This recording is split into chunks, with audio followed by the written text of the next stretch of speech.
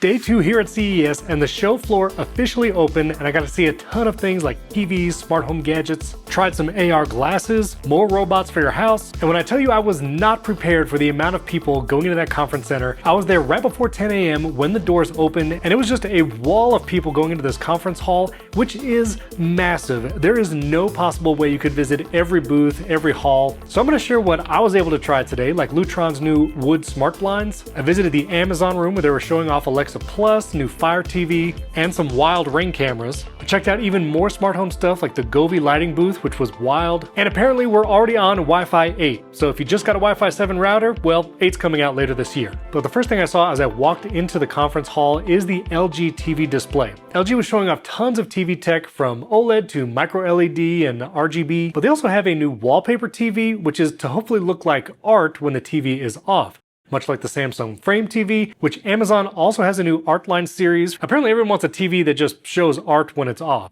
Let me know in the comments, is that something you're wanting? Now, I'm not an expert on TV tech, but these displays looked amazing. I actually don't have an OLED TV at home. Some of these TVs were convincing me maybe I should get one, but how small those bezels and how tiny and thin these TVs are, it's pretty mind-blowing. Now, I still want to visit the Hisense booth and the Samsung TV booth. Samsung apparently has a 130-inch micro RGB TV, so I want to check that out. LG also had a 100+ inch TV. Now, I was able to catch Rene Ritchie. He's the creator liaison at YouTube, and there's a special creator booth, and they did a talk on the current state of the creator economy. Everyone's very bullish still on the creator economy, saying it's kind of entering its teenage phase. But Rene talked about an interesting feature coming to YouTube, which is dynamic ad insertion. So as a YouTube creator, you're going to be able to set timestamps in videos. Then if you have a branded ad spot that you worked with and you want to insert it in multiple videos or maybe change the ad spot that's in one of your videos, you'll be able to do that, kind of like dynamic ad insertion in podcasting. And they're going to make that feature even more robust in the future, allowing you to monetize your back catalog with those dynamically inserted ads as well. Then one of the things I wanted to try here at CES was AR glasses. And I've seen Even Realities a ton on social media. Apparently they're not the best AR glasses to try, but there's like an old school like green Game Boy style display in the glasses, which might be useful for teleprompting or maybe live translation. It is finicky. You have to control it by swiping and tapping on this ring that you wear on your finger. Again, not something ready for prime time, but I still see the future of AR glasses, being able to see information in real time on a device that just looks like normal glasses. And I thought these did actually look pretty good. They're not as big as the Meta Orion glasses, certainly not as big as a VR headset. There are a lot of other brands of AR glasses, so if you know of a good one to try, let me know in the comments also. Then I found that Amazon had an entire room set up with all their products, from their Kindle, Alexa, Echo devices, and one of the things I've wanted to hear or try are the Echo Studio speakers, where you can set up 5 of the new Echo Studios and have it act as a home theater setup with a Fire TV. I asked for a live demo, the Wi-Fi was down so I couldn't listen to it, but maybe I'll be able to work with them this year and actually try that out at home. One thing I did notice is a lot of their TVs had motion smoothing, which is unforgivable, let's just be honest. I also saw one of the reps doing Alexa Plus commands with the Fire TV, and some of it was actually pretty impressive. He could ask it things like, show me the scene in the Mario movie on the Rainbow Road, and it would just jump to that part in the Mario movie wherever you could stream it. It asked the Gandalf "You shall not pass" scene, and it jumps right to it. And not just the exact line, but it's smart enough to show you the whole scene, not just that exact line. And he was also able to program entire automations and scenes using Amazon's Smart Assistant. So you can tell Alexa Plus a command like, when I say abracadabra, turn off all the lights in the living room. And it will just create that routine, and now that's a command that you can shout to any of your Echo devices. That's pretty cool. It would be super nice if you could talk to the voice assistant on iPhone or a HomePod and have it create scenes and automations just by your voice. Maybe that's the promise of Gemini getting combined with Siri, and maybe we'll see that this March. Those are the rumors that 26.4 will come with that smarter Siri, so hopefully, but it was pretty cool to see Amazon be able to do that right now. Amazon also had all their Ring cameras, including outdoor and security cameras, but there was this one wild commercial size neighborhood watch Ring camera. It's got big solar panels on it. It's made for like construction sites or neighborhood watch.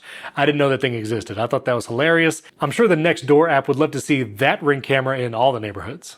Then I finally got over to the Venetian, where a lot of the smart home devices are. I stopped by the SwitchBot booth, where they also have a home assistant robot that is, I guess, going to do your laundry and dishes. They've supposedly said this robot will be pre-order available sometime this year.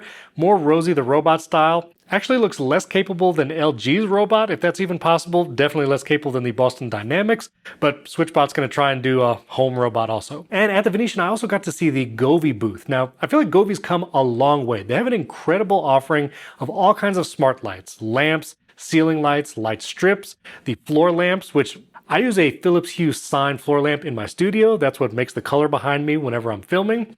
And Govee's going to have a bunch of different options this year coming soon, and they all support Matter, so whatever ecosystem you want to add it to, including Apple Home, all the Govee stuff works there, which is awesome. I feel like their booths were one of the coolest. I also got to meet with the Lutron team where they showed off their wood blinds. Now, I did a whole short and reel talking about it, but if you wanted wood blinds that are automated, Lutron's now got you covered. Now, it is $429 for any size up to 48 inches wide. It will be more expensive if you go longer, and any length up to like 80 inches. But being Lutron is going to be super reliable. I always talk about my Lutron light switches, and I'm continually trying to switch all my light switches and dimmers at home to Lutron because they're just the most reliable. So these would be rock solid. I did have some questions about how the tilting mechanism of the blinds appears in the Apple Home app. They showed me in the Lutron app that there is a slider and you can adjust the tilting mechanism, but they didn't have it set up in Apple Home, so they're going to get back to me on that. If you want to raise or lower those wood blinds, you do have to do that manually with your hand. There's no automation to raise the blinds completely or lower. It's just the tilting mechanism. You tell it what direction the sun enters your house in the Lutron app, and then it can customize how much sun is coming through your window at any time of day, and you can customize that in the Lutron app as well. One unfortunate thing though, it is not rechargeable. All the smart shades I have right now, whether it's Canisteo or Eve, they're all rechargeable via USB-C. This is not rechargeable. You have to put a bunch of AA batteries in this Lutron wood blind. Now, they say the batteries will last 3 to 5 years, which is way longer than any other smart shades last. Mine, I usually have to recharge every 6 months. So you shouldn't have to replace them very often, but that's a lot of batteries. So battery powered, not rechargeable, but if you're looking for smart wood blinds for tilting, you can do it. Oh, and one other thing, the tilting, you can either use a Pico remote from Lutron or you can use the Home app assistant, but there's no way to actually tilt them at the blinds. There's no pull chain or any kind of rope to actually tilt them manually. The tilting has to happen through the smart home app. And Lutron also showed me this and gave me a sample. I was really excited for it. This is a humidity sensor built into a light switch. So you can put this in like a bathroom, and it's a button that you can actually click. So you would attach your exhaust fan to this switch. You would swap it out in your wall. And then whenever it detects humidity, the exhaust fan automatically turns on. And then once it's cleared the room, it will automatically turn off. You can also manually turn it on or off by clicking the button. But this is not a smart button. This is actually a dumb button. There's no way to connect this to the Lutron Hub, the Lutron app, or any smart home app. So if you're going to replace a switch, it's going to be a dumb switch. Also, the humidity sensor isn't surfaced in the smart home app either. So you can't use the humidity sensor. This just becomes a dumb switch. Now, if you really just want an automated exhaust fan, this may be useful. I might put this in my kids' bathroom because they might forget to turn on the exhaust fan or turn it off, and maybe this will manage it automatically. But I have no idea why they didn't just make this smart. Just make this a cassette to wireless, have it connect to the Lutron Hub, but I may try it when we get home. I don't understand that. And as I was touring some of these smart home booths, I visited the Dreamy one, the Narwhal robot vacuum stuff, also the Aqara booth on the floor. It seems clear that a lot of these companies are trying to become the smart home ecosystem themselves. Aqara really wants you just to use their app for all their accessories. They're building all the accessories, whether it's sensors, cameras, switches. And while you get some additional features, like I talked about in the last video, which you can see my day one recap, I'll link it above over here, you can have the Aqara video doorbell video feed show up on the Aqara thermostat, but that won't show up in your Apple Home app, or you can have it show up on a different smart thermostat. That is a closed smart home ecosystem feature. I'm really hoping we don't see more closed features. Aqara seems to be doing that. SwitchBot wants to be your smart home hub. Now, all these brands are still supporting Matter, which is the open standard that works with Google, Amazon, and Apple's smart home.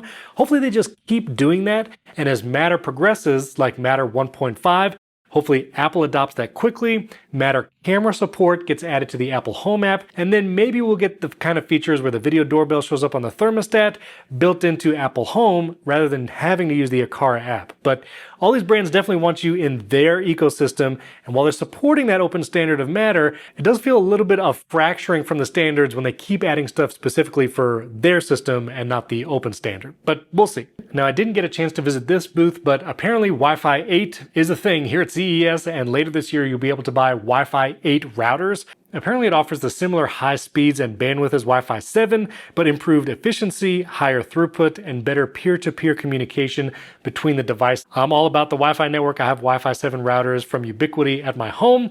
We'll see when Ubiquiti supports Wi-Fi 8. They were pretty quick to offer Wi-Fi 7 access points when that was available, but stay tuned, get subscribed, I'll cover it here. But tomorrow I have a bunch more meetings with brands. I'll report back on that, and we're recording our episode of Primary Technology. Plus, we recorded an episode live from the show floor, so you're going to get a kind of bonus episode in the feed and on YouTube with me and Jason just walking around the show floor talking kind of behind the scenes at CES. So that's pretty fun. Subscribe to Primary Technology right up here. That link is down below.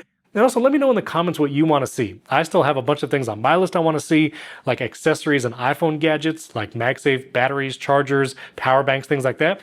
I also visited the Wireless Power Consortium booth today, which I always talk about them when I talk about Qi 2 and 25-watt charging, so it's kind of fun to actually meet them. I still want to see and get my hands on the Clix keyboard, which is both the MagSafe battery and keyboard that slides out, and their standalone Android device that basically does communication and basic functionality. But let me know what you would like to see, whether it's audio gear, just weird gadgets that might never come to the United States, but it might be fun to see. Let me know down in the comments, but get subscribed and hit that like button. I got more daily recaps coming over the next couple days. I'm going to be visiting more booths, trying to cover as much ground, but trust me, it is wild just the amount of stuff here. Not only the amount of people, but the amount of booths. But I'm kind of in the mood now to just find like the weirdest, quirkiest stuff, and so maybe that's my goal for tomorrow. But again, let me know what you would like to see down in the comments.